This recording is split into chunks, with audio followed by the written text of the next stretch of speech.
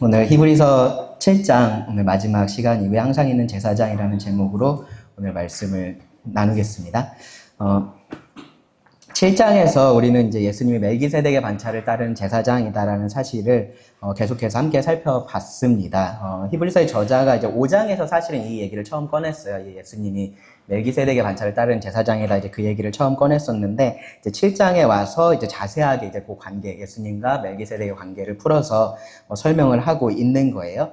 특별히 이제 말씀을 계속 여러분 들으시면서 아셨겠지만, 10편, 110편 4절을 아주 자세하게 그렇게 강해를 하는 거고요. 그러면서 이 멜기세덱의 반차를 따르는 제사장이신 이 예수님이 이 레위 제사장하고는 어떻게 다른지에 대해서 이야기를 합니다. 그래서 지난 시간에는 어떤 면에서 예수님이 다르신지, 예수님은 항상 계셔서 우리를 온전히 하나님께로 나아갈 수 있게 하신다, 이제 그런 말씀을 살펴봤었습니다. 그 과정에서 이제 이 히브리서의 저자가 지금 계속해서 이 독자들에게 도전을 하고 있는 것은요, 그렇기 때문에 이 구약의 율법과 제사장은 폐해져야 한다라는 사실이에요. 그러니까 예수님을 받아들이기 위해서 이 구약의 율법과 제사장은 폐해져야 한다라는 사실을 지적을 합니다. 그러니까 온전히 하나님께 나아가기 위해서는 그냥 예수님을 받아들이기만, 그러니까 쉽게 말하면 이제 더하기만 하면 되는 게 아니고 예수님으로 사실은 대체를 해야 되는 거죠. 그런 면에서 생각해 보면은 히브리서의 저자는요, 마치 여호수아 24장에 나오는 여호수아와 같은 그러한 도전을 지금 이 독자들에게 하고 있다라고 할 수 있어요. 여호수아 24장을 보시면은 여호수아가 이스라엘 백성들을 모아놓고서 그들에게 여호와를 섬기라라고 그렇게 도전을 하잖아요. 그 말에 대해서 이 백성들은 아마 이렇게 들을 수도 있어요. 그러니까 이제 여호수아가 나이 많고 이제 곧 떠날 테니까 이제 자기 떠나고 난 이후에도 계속해서 하나님 잘 섬겨라, 이제 그러한 말을 하는구나, 이제 그런 식으로 들을 수도 있어요. 그런데 이제 여호수아가 의도했던 것은 사실은 그거보다는 조금 더 다른 의미가 있었습니다. 뭐였냐면은 여호수아는 이 백성들이 지금 여호와를 섬기고 있지 않다라고 생각을 했었던 거예요. 그래서 너희가 여호와를 섬겨야 된다라고 얘기를 했었던 겁니다. 왜 그러냐면은 이들이 여호와만 섬기고 있지 않았기 때문에 그렇습니다. 그래서 여호수아 말씀을 보시면 여호수아가 너희 조상들이 강 저쪽과 애굽에서 섬기던 신들을 치워버리고 여호와만 섬기라라고 그렇게 분명하게 말씀을 했어요. 그리고 그들에게 너희가 택해야 한다, 택하라라고 그렇게 말하는 것도 볼 수 있습니다. 그러니까 그들이 여전히 그 우상들을 가지고 있었다라는 거죠. 그러면서 여호와를 섬긴다라고 말만 하고 있었다라는 거예요. 근데 그것이 이제 이 여호수아가 봤을 때, 그리고 사실은 이 성경적인 개념에서 여호와를 섬긴다라는 것이 아니었기 때문에 여호와를 섬겨야 한다라고 그렇게 도전을 했었던 겁니다. 여호수아가 그렇게 도전을 했을 때 백성들이 우리가 여호와를 섬기겠습니다, 그렇게 대답은 했어요. 근데 그 말씀, 여호수아 24장 말씀을 여러분 읽어보시면은 백성들이 그렇게 얘기하는데도 여호수아가 계속해서 너희들 여호와만 섬겨야 된다, 여호와만 섬겨야 된다, 그렇게 반복해서 이야기를 하는 것을 볼 수 있습니다.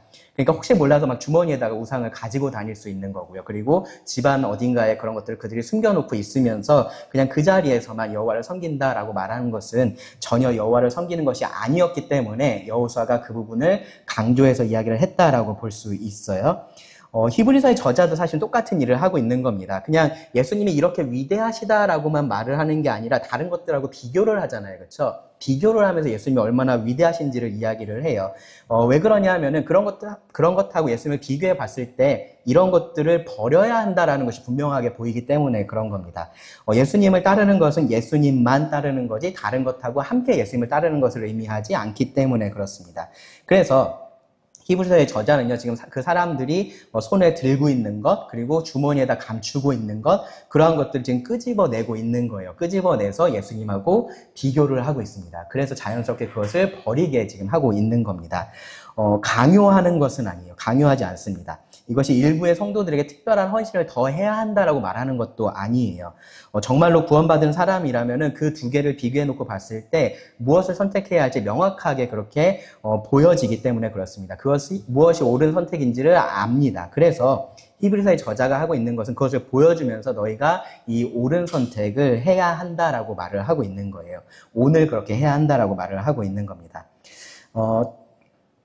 이 히브리서의 독자들, 유대인들이죠. 그들이 지금 손에 들고 있는 것 중에 끝까지 가장 놓기 어려운 거, 힘든 것이 지금 우리가 다루고 있는 바로 이 부분이에요. 구약의 제사제도, 그리고 그 중심에 있는 제사장이었습니다.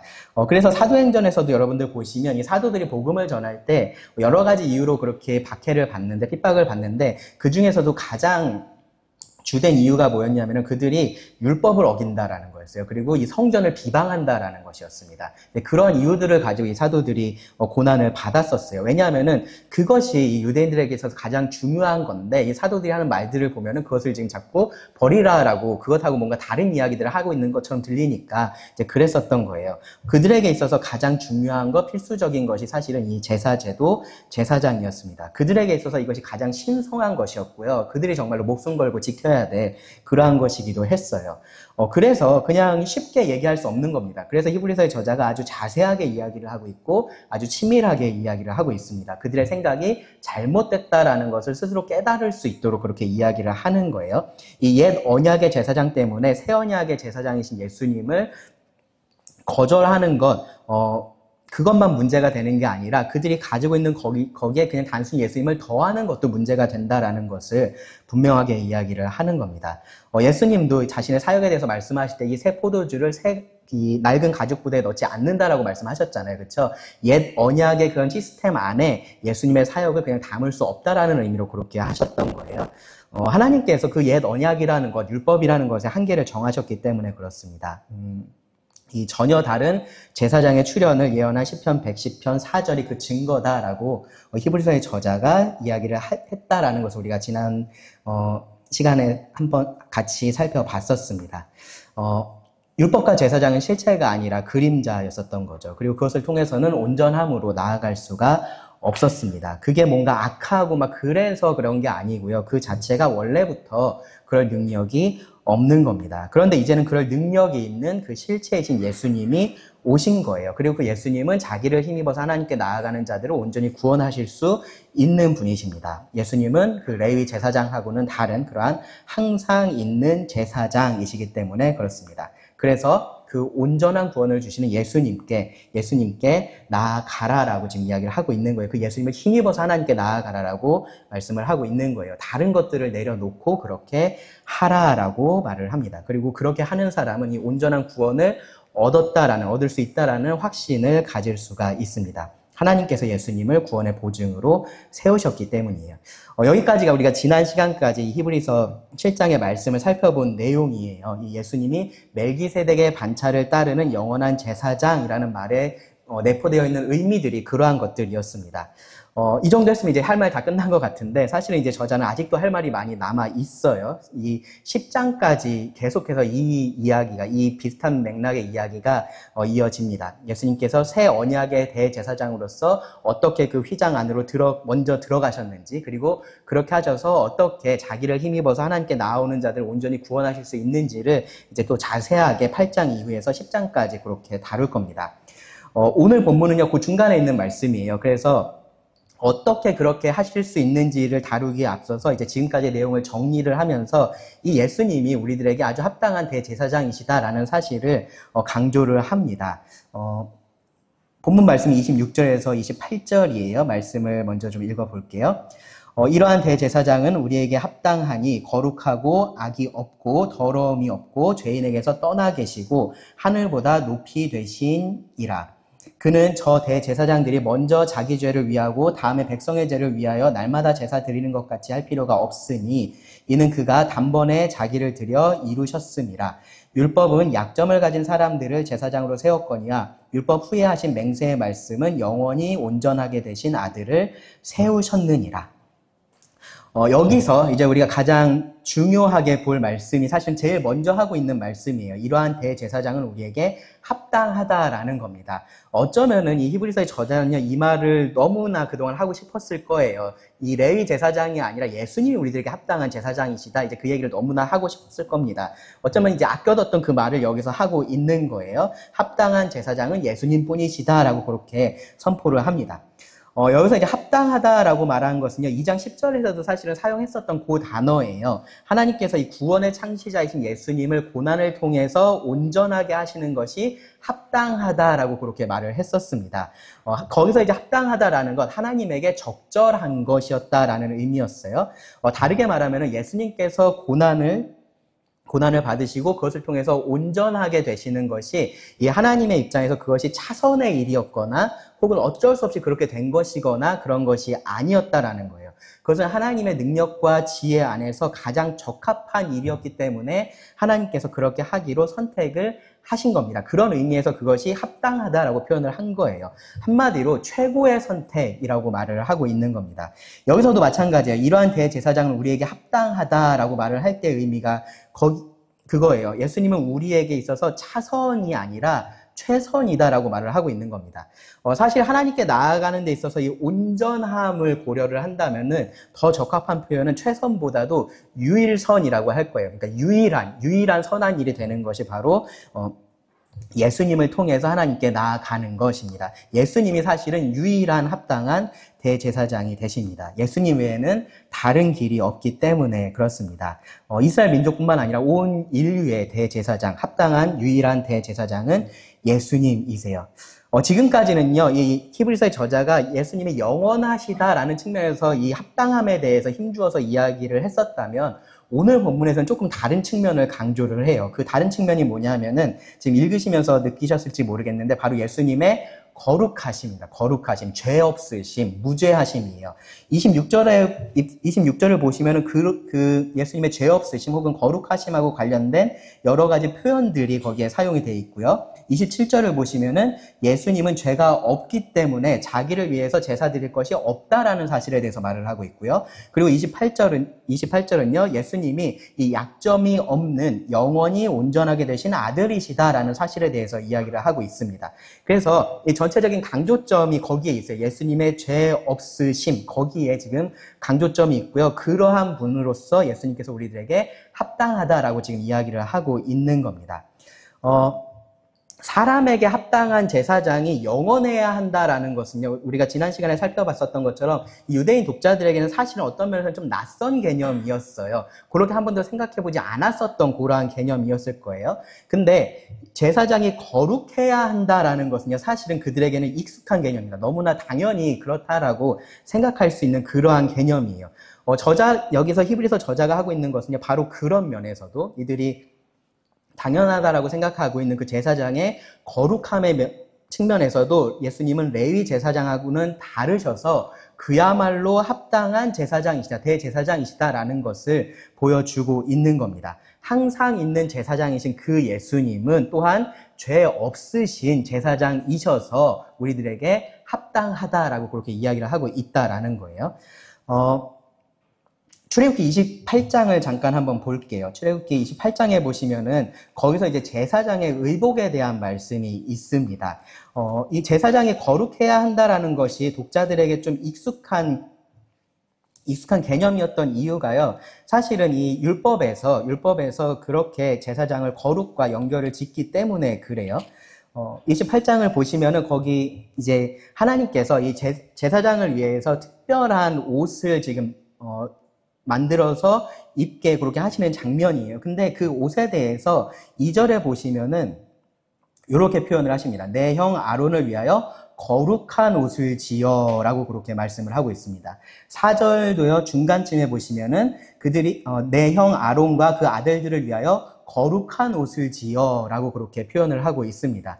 제사장의 옷에 대해서 그 옷 자체를 하나님께서 거룩한 옷이라고 그렇게 표현을 하고 계시는 거예요. 이 옷을 입으면은 그러면은 그 사람이 거룩해지는 거냐? 무슨 마법 같은 게 있어서 그 옷을 딱 입고 나면은 죄 있던 사람이 갑자기 죄가 없어지고 그런 거냐? 당연히 그런 거는 아니죠. 그렇죠? 그런 것이 아니에요. 근데 그 옷에 담긴 의미가 그렇다라는 겁니다. 그래서 거기 3절 말씀에 보시면은 뒷부분에 이렇게 말씀을 해요. 아론의 옷을 지어 그를 거룩하게 하여 내게 제사장 직분을 행하게 하라. 이 제사장복이라는 것은요, 제사장을 구분을 했어요. 다른 그러한 하나님의 백성들과 제사장을 구분하는 역할을 했었고요. 그리고 그 제사장이 제사장으로서 어떠한 사람이어야 했는지를 보여줬다라고 우리가 생각할 수 있습니다.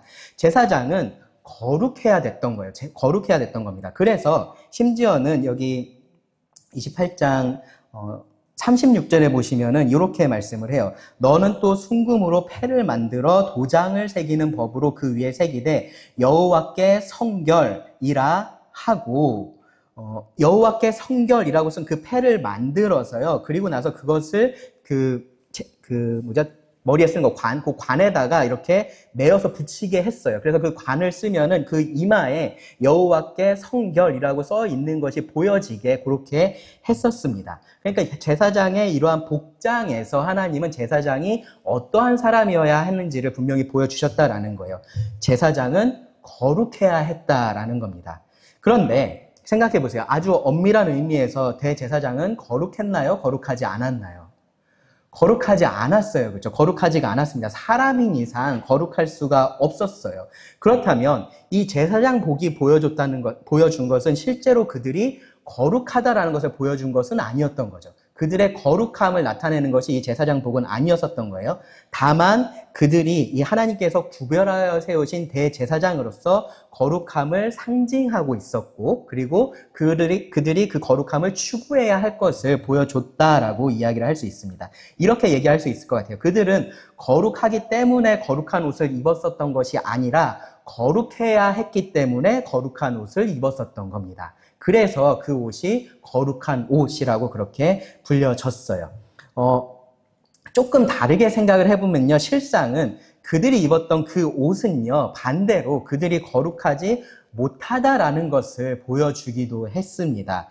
거룩해야 했는데 실제로는 거룩하지 못했으니까 그 옷을 통해서 그들이 어떠해야 한다라는 것을 그렇게 보여줬었다라는 거예요. 뭐 그림 잘 그리시는 분들은 그런 거 모를 텐데 그림 못 그리는 사람은 이렇게 강아지 같은 거 그려놓으면은 이게 강아지라는 것을 알리기 위해서 어떻게 해야 되냐면은 거기다가 강아지라고 써줘야 돼요. 네, 강아지라고 써놔야 사람들이 그것이 강아지인 것을 압니다. 비슷해요. 그러니까 이 제사장의 입장에서도 여러분 한번 생각해 보세요. 이 제사장 복을 입을 때 이것이 거룩한 옷이라고 불리고, 그리고 머리에는 여호와께 성결이라고 그렇게 쓰여진 그 관을 쓸 때, 그것이 그들에게 그것을 입을 때, 그리고 그 머리에 관을 쓸 때 어떤 생각을 그들이 했을까요?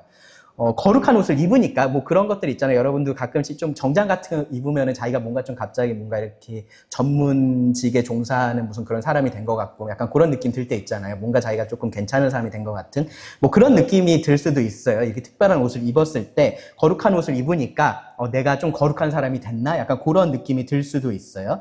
한편으로는요, 내가 죄인이다라는 사실을 그가 좀 강하게 인지를 하고 있었다면은 그 죄인으로서 거룩한 옷을 입은 것 때문에 그런 어떤 인지 부조화 같은 것이 있었을 수도 있습니다. 이 죄인이면서 거룩한 옷을 입는 것이 어쩌면 자신의 정체성에 뭔가 역행하는 것 같은 그런 느낌을 받았을 수도 있어요. 아마도 많은 경우는 이제 그렇게 하면서 내가 더 거룩한 사람이 돼야겠구나, 이제 그러한 것들을 생각을 했을 겁니다. 완전할 수는 없지만 그래도 흠잡힐 만한 사람은 되지 말아야겠다, 이제 그런 생각들을 제사장이 했었을 거예요. 어쨌든 이제 그러한 구약의 율법들이, 다시 이제 히브리서로 돌아올게요. 그러한 구약의 율법들이, 제사장하고 관련된 그 율법들, 특별히 제사장의 의복에 관련된 이러한 것들이 제사장이 어떠한 사람이어야 한다라는 것을 보여줬다라는 거죠. 제사장은 거룩해야 한다라는 것을 보여줬고, 당연히 이 히브리서의 독자들 입장에서도 그것은 잘 알고 있었던 그러한 개념이었다라는 겁니다. 그런데 이제 이 히브리서의 저자가 그 익숙함에 대해서 이야기를 하는 거예요. 거룩해야 되는데 거룩하지 않은 그 제사장이 아니라 진짜로 거룩한 제사장이 있고, 그리고 그 제사장이 우리들에게 합당한 거다라고 이야기를 하고 있는 겁니다. 26절에 보시면요, 여러 가지 표현을 통해서 이제 그 한 절씩 좀 볼게요. 26절을 보시면은 여러 가지 표현을 통해서 이 예수님의 거룩하신 성품을 지금 강조하고 있는 것을 볼 수 있어요. 이러한 대제사장은 우리에게 합당하니 거룩하고 악이 없고 더러움이 없고 죄인에게서 떠나 계시고 하늘보다 높이 되시니라. 여기 5가지 표현이 나옵니다. 거룩하고 악이 없고 더러움이 없고 죄인에게서 떠나 계시고 하늘보다 높이 되십니다. 먼저 앞에 세 개의 표현이 좀 비슷한 의미다라는 것은 아마 쉽게 눈에 보일 거예요. 그렇죠? 거룩하고 악이 없고 더러움이 없고. 원어에서도 이것은 유의어들이에요. 다 비슷한 것을 의미하는 그러한 단어들입니다. 그런데 이제 한 가지 좀 흥미로운 것은요. 신약 성경에서 이 거룩함을 나타내는 가장 보편적인 단어가 있어요. 신약에서 거룩함에 대해서 얘기할 때 가장 보편적으로 생각하는 단어가 있는데 하기오스라는 단어이고요. 그리고 그 단어가 여러분 잘 알고 계시는 구별됨, 분리됨을 의미하는 그러한 단어입니다. 그러면 예수님의 거룩하심에 대해서 얘기할 때도 당연히 그 단어를 쓸 것 같은데 이 세 단어 중에 그 단어가 빠져 있어요. 그러니까 가장 일반적으로 우리가 사용하고 있는 그 단어가 지금 여기서는 빠져 있습니다. 예수님이 그런 면에서, 그러니까 분리되었다라는 측면에서 거룩하지 않아서 그런 게 아니고요. 히브리서의 저자가 여기서 강조하고 싶은 거룩함이 조금 다른 데 있기 때문에 그래요. 4장 15절에서도 이제 비슷한 그런 내용들이 나오는데 지금 어떠한 거룩함에 대해서 지금 강조를 하고 싶어 하냐 하면요. 예수님은 우리하고 동일한 삶을 사셨는데, 이 땅에서 동일한 삶을 사셨는데 죄가 없으시다라는 것을 지금 강조하고 싶어서 그렇습니다. 단순히 예수님이 그러한 거룩하신 분이시다라는 것만 얘기하고 싶은 게 아니라 예수님이 거룩한 삶을 사셨다라는 것에 대해서 지금 얘기를 하고 싶은 거예요. 그래서 이제 그것을 지금 이 세 단어를 통해서 얘기를 하고 있습니다. 그 단어들을 조금 보시면요. 첫 번째로 예수님에 대해서 지금 거룩하다라고 표현을 했어요. 여기 사용된 단어가 말씀드렸었던 하기오스가 아니라 다른 단어가 사용됐는데 호시오스라는 단어가 사용이 됐습니다. 그리고 이 단어는요, 특별히 이제 그 70인역이라고 이제 구약 성경, 구약 히브리어 성경을 이제 헬라어로 번역한 성경이 있는데 그 70인역에서 보면은 주로 어떠한 상황에서 이 단어를 많이 사용을 했냐 하면은 어떠한 계약을 했을 때 그 계약의 의무를 자기가 다 하려고 최선을 다하는 충성스럽게 그 계약에 신실한 사람의 모습을 표현할 때 이 단어를 사용을 했어요. 다르게 말하면요, 지금 여기서 예수님에 대해서 거룩하다라고 얘기할 때 의미한 것이 뭐냐면은 하나님에 대해서, 하나님의 명령에 대해서 예수님은 충성스러우셨다, 신실하셨다라고 이야기를 하고 있다라는 겁니다. 그러니까 당연히 그것이 이제 거룩함이죠. 우리가 생각하는 거룩함, 의로움이에요. 그렇죠? 하나님의 말씀 그대로 행하는 것이에요.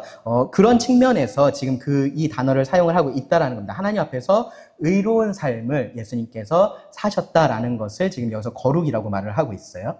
그 다음에 보면은 악이 없다라는 표현을 썼죠. 이거는요, 다른 사람에게 어떠한 해도 끼치지 않았다라는 것을 의미를 해요. 그러니까 처음에 거룩이 이제 하나님과의 그런 관계 속에서 지금 그런 예수님의 거룩함을 이야기를 했다면은 여기서는 다른 사람과의 관계 속에서 예수님께서 어떻게 하셨냐를 말을 하고 있다라는 거죠. 당연히 이제 하나님께 순종한다면 사람에게 해를 끼칠 수 없죠. 그렇죠? 당연한 결과입니다. 하나님을 사랑하는 사람은 결과적으로 이웃을 사랑하게 되어 있기 때문에 그래요. 예수님은 이 하나님 앞에서 거룩한 삶을 사셨기 때문에 사람에게도 어떠한 해를 끼치지 않는 악이 없는 삶을 사셨던 거예요. 그리고 마지막으로 세 번째로 보시면요. 더러움이 없다라는 표현을 썼어요. 더러움이 없다. 이것은 이제 흠이 없는 상태를 말하는데, 메가더 목사님이 이 부분에 대한 설교에서 이렇게 설명을 하셨습니다. 한번 들어보세요. 곰곰이 생각해보면 예수 그리스도는 33년 동안 이 세상에 계셨고 저주 아래 놓인 세상에서 매일 죄인들과 사탄과 어울리셨지만 단 한 번도 어떤 오염이나 더러움도 묻히지 않으셨습니다. 그러니까 이 의미가 예수님이 더러움이 없다라고 말할 때 의미하는 거라는 거예요. 마치 햇빛이 가장 더러운 썩은 웅덩이 위로 비춰도 그 순수함을 잃지 않는 것과 같습니다. 예수 그리스도 역시 이 세상을 걸으셨지만 그 세상의 오점에 전혀 물들지 않으셨습니다. 그는 사탄과 맞섰지만 들어갈 때와 마찬가지로 항상 흠없는 모습으로 나오셨습니다. 그는 나병 환자를 만지셨는데 그 환자가 깨끗해졌습니다. 그는 죽음을 대하셨는데 죽음이 오히려 힘을 잃었습니다. 흠이 없고 더럽혀지지 않은 제사장은 한 번도 없었지만 예수님은 바로 그런 대제사장이십니다. 우리는 이제 요즘에도 가끔씩 그런 걱정들을 할 때 있는데, 그 사도행전에 보면은 바울에 대해서 그 사람들이 표현을 할 때 이 사람이 전염병 같은, 연병이라고 표현되어 있죠. 그렇죠? 전염병 같은 사람이다라는 표현을 써요. 그래서 바울을 어디다 갖다 놓으면은 이 바울이 주변에 계속해서 영향을 주는 거예요. 변화시키는 거죠. 근데 우리는 이제 청년들 군대 보내거나 할 때 항상 그것들을 염려해요. 뭐 대학교 갈 때도 마찬가지고, 얘가 가서 무슨 이상한 물 들어서 오면 어떻게 하나, 이제 그런 것들을 염려를 해요. 우리가 죄를 대면할 때 우리는 이제 그런 것에 대해서 염려를 한다라는 거다. 죄에 물들 것에 대해서 항상 염려를 해요. 그래서 그렇게 되지 않으려고 우리는 그런 노력들을 하죠. 그래서 때로는 이제 그러한 것들이 있으면 어떻게든 이제 그런 상황을 만들지 않으려고 그렇게 노력할 때도 많이 있어요. 그런 것들이 우리들에게 필요하고요. 사실은 잘하는 일들입니다. 근데 여기서 이제 예수님에 대해서 얘기할 때는 예수님은 그러지 않다라고 얘기를 하고 있는 거예요. 모든 그러한 상황들은 예수님이 더러움이 없다라는 것을 증명을 했다라는 겁니다. 사탄이 와서 그렇게 했을 때, 죄인들이 와서 그렇게 했을 때 예수님은 그 죄에 물들지 않으셨고요. 오히려 그들을 변화시키셨습니다. 특별히 이제 이 더러움이 없다라는 이 표현, 흠이 없다라는 이 표현은요, 제의적인 정결을 이야기를 해요. 그러니까 그러한 제사적인 측면에서 그러한 깨끗함을 이야기를 합니다. 그래서 예수님의 삶은 그분이 하나님께 나아가기에 흠이 없다라는 것을 증명을 했다라는 겁니다. 그런 의미에서 예수님이 거룩하시다라고 지금 이야기를 하고 있는 거예요.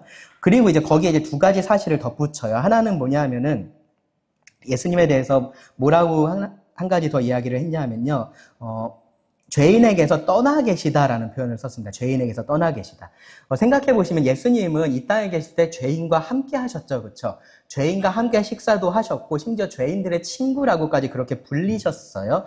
그런데 그렇다고 해서 예수님이 죄인이 되셨던 것은 아니죠. 죄인에게서 분명히 떠나 계셨던, 이 죄와는 관련이 없으신 그러한 분이셨습니다. 예수님이 죄하고 관련이 생긴 것은 죄인인 우리들 때문이지 예수님이 그러한 죄의 영향을 받아서 그렇게 되지 않았습니다.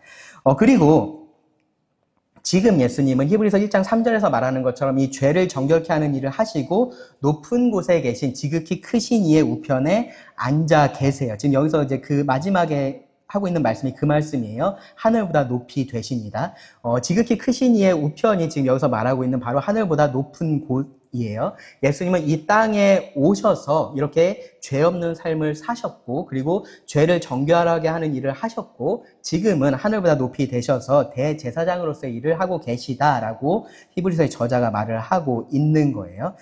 그래서 이 부분에 대해서 이 레위 제사장과 예수님은 절대적으로 다르다라는 것을 우리가 알 수 있습니다.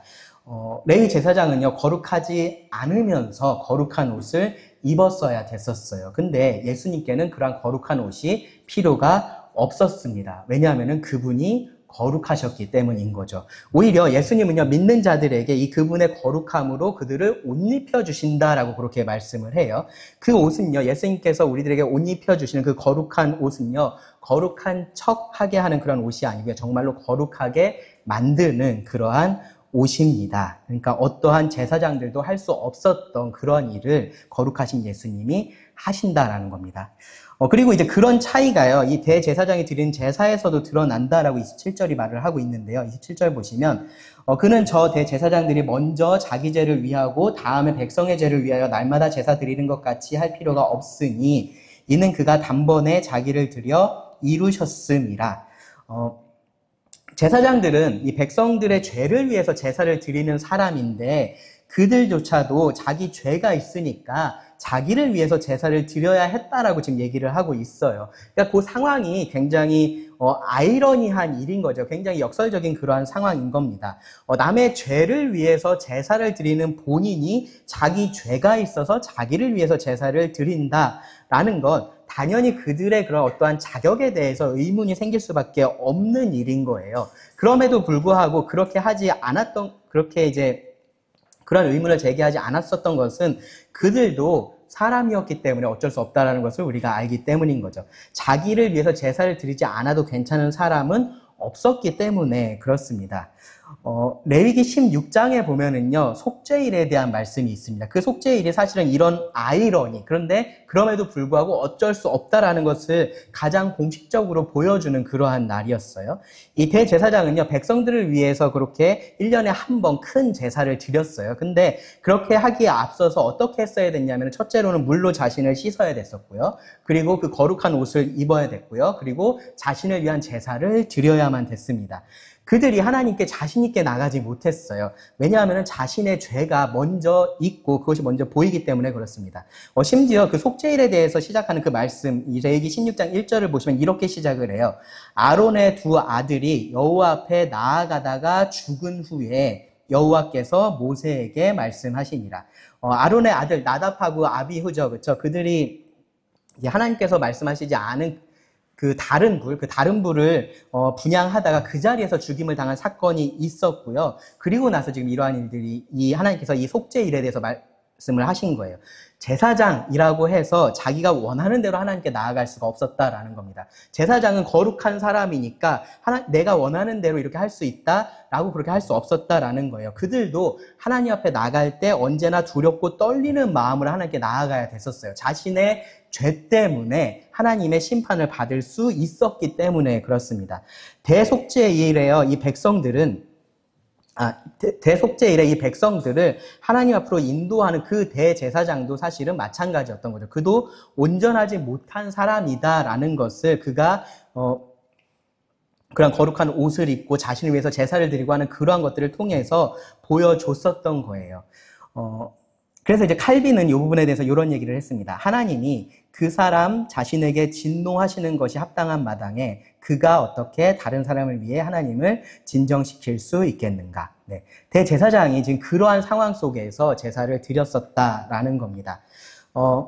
어쩌면요, 그 나답과 아비후가 다른 불을 들이다가 죽은 것을 보고 그러한 상황들을 보고 이스라엘 백성들도 비슷한 의문을 가졌을지도 모릅니다. 마땅히 가질 수 있는 의문이에요. 그 모든 것들이 증명하는 것은 뭐냐면 그들의 제사장이 완전하지 않았다라는 거예요. 근데 그것에 비해서 예수님은 어떠신가요? 예수님은 그렇게 하실 필요가 없었다라고 말씀을 하고 있습니다. 예수님은 대제사장이 자기를 위해서 제사를 하는 것처럼 그렇게 자신을 위해서 제사할 필요가 없어요. 그분은 거룩하고 악이 없고 더러움이 없으시기 때문에 그렇습니다. 예수님은 또 날마다 제사를 드릴 필요도 없어요. 단번에 온전한 제사를 드리셨기 때문에 그렇습니다. 이는 그가 단번에 자기를 드려 이루셨음이니라. 여기서 보면 갑자기 제사장이 제물이 됐죠. 그렇죠? 제사장에서 제물로서 지금 여기서 바뀌었어요. 이 부분에 대해서 이제 8장 이후에서 자세하게 다룰 겁니다. 아마 이제 저자는요, 습관적으로 계속해서 뒤에서 할 얘기를 앞에서 이렇게 하는 경향이 있는데, 여기서도 이제 비슷하게 먼저 이야기를 한 겁니다. 27절을 정리하면요, 27절 말씀을 가지고 저자가 말하려고 핵심은 이거예요. 대제사장은 자신이 불완전했기 때문에 자기를 위해서 제사를 드려야만 했다라는 거죠. 그리고 그가 드린 그 제물도 불완전했기 때문에 날마다 제사를 드려야 했었다라는 겁니다. 근데 예수님은 완전한 제사장으로 완전한 제물이 되셔서 단번에 모든 것을 이루셨습니다. 예수님은 죄가 없는 분이시기 때문에 그렇습니다. 더 정확히는 예수님께서 이 땅에서 죄가 없는 삶을 사셨기 때문에 그렇다라고 지금 말을 하고 있는 거예요. 그리고 28절이 이제 이 7장의 마지막 결론입니다. 율법은 약점을 가진 사람들을 제사장으로 세웠거니와 율법 후에 하신 맹세의 말씀은 영원히 온전하게 되신 아들을 세우셨느니라. 어떻게 보면 지금까지 구약의 제사장들을 조금씩 이렇게 깎아내리는 그런 말씀들이 이어졌는데, 사실은 우리가 이 제사장 자체에 대해서 우리가 특별히 더 나쁘게 생각할 이유는 없어요. 그렇죠? 그들도 우리와 같은 사람이었을 뿐인 거죠. 약점을 가진 연약한 사람이어서 한계를 가지고 있었을 뿐입니다. 그들에게 특별한 문제가 더 있었던 것은 아니에요. 그런데 어쨌든 지금 여기 말씀에서 얘기하고 있는 것은 율법의 제사장은 약점이 있었다라는 겁니다. 그것이 분명하다라는 거예요. 그들은 영원하지 않았고 그들은 거룩하지 않았습니다. 그래서 그 역할에 있어서 분명한 한계가 있었습니다. 하나님은 그 한계를 넘어서 사람을 온전히 구원할 수 있는 제사장을 맹세로서 세우셨습니다. 그것이 바로 사람이 되신 하나님 아들 예수 그리스도시다라고 지금 28절이 말을 하고 있는 겁니다. 예수님에 대해서 지금 여기서 좀 특별한 표현을 사용했습니다. 어떻게 말했냐면은 영원히 온전하게 되신 아들. 5장 8절부터 10절에 보시면은요. 이런 말씀이 있어요. 그가 아들이시면서도 받으신 고난으로 순종함을 배워서 온전하게 되셨은즉 자기에게 순종하는 모든 자에게 영원한 구원의 근원이 되시고 하나님께 멜기세덱의 반차를 따른 대제사장이라 칭하심을 받으셨느니라. 요 말씀에 대한 요약이 사실은 요 표현입니다. 영원히 온전하게 되신 아들.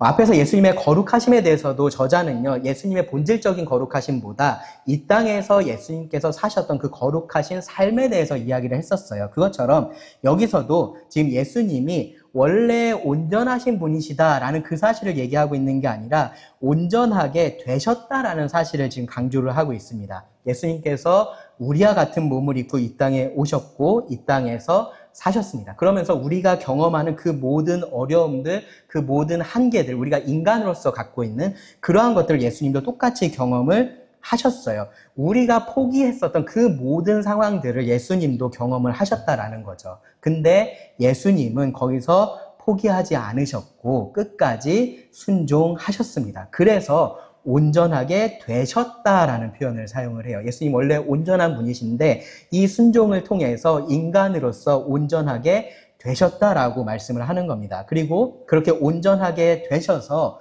온전한 제사를 하나님께 드리셨습니다. 그리고 영원한 제사장이 되셔서 우리를 위해서 기도하십니다.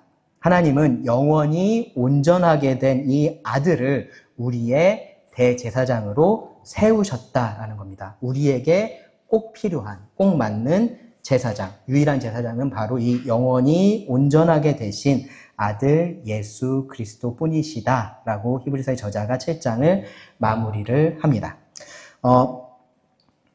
하나님께서 우리들에게 이런 대제사장을 세우셨어요. 그러면 이제 우리가 해야 될 일은 이 대제사장을 통해서 하나님께 나아가는 거죠. 그렇죠? 그 부분에 대해서 두 가지만 좀 적용으로 말씀을 드리고 말씀을 마치겠습니다. 첫째는요, 당연한 얘기인데 감사하자라는 겁니다. 감사하자. 한편으로 생각해 보면은요, 저 말씀을 준비하면서 그런 생각을 좀 했었는데, 오늘날 우리들을 이제 우리가 왕 같은 제사장이라는 표현을 쓰잖아요. 구원받은 사람들에 대해서 제사장이라는 표현을 써요. 근데 생각해 보면은요, 지금 우리가 이런 제사장이 되기 전에 우리도 아까 제가 표현했었던 그 구약의 제사장 같은 그러한 제사장이었다라는 생각이 좀 들었습니다.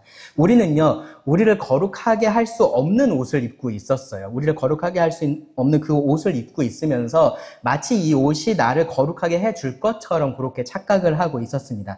내가 이렇게 하면 혹은 저렇게 하면 거룩하게 될 거다라는 그런 생각을 가지고 있었다라는 거예요. 그리고 그렇게 했을 때 다른 어떤 사람들이 나에 대해서 좋게 얘기해주고 하면은 마치 내가 조금 더 거룩하게 된 것처럼 그렇게 착각을 하면서 살아왔었다라는 겁니다.